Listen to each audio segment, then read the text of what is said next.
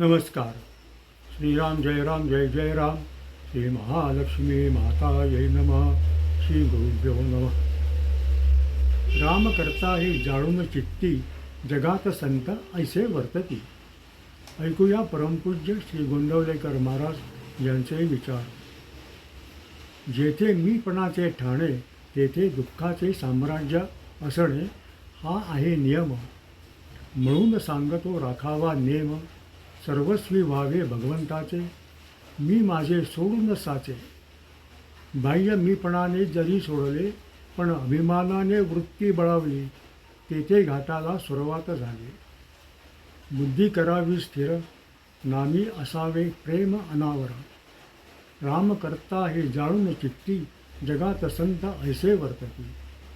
साधनी सावधान जाणं हेच साधकाचे मुख्य लक्षण. बाह्य वेशाने कसाही नटला, जगाला भलविता झाला, तरी जोवरी नाही चित्त स्थिर, कसा पावेल रघुवीर. आजवर केल्या गोष्टी फार, भल्या बुऱ्या असतील जाण, त्याचा न करावा विचार, पुढे असावे खबरदार. मानावी परस्त्री माते समान, दुसऱ्याचे न पाहावे उणेपण. परनिंदा टाळावी, स्वतःकडे दृष्टी वळवावी. गुणांचे करावे संवर्धन, दोषांचे करावे उच्चाटन. याला एकच उपाय जाण, अखंड असावे अनुसंधान.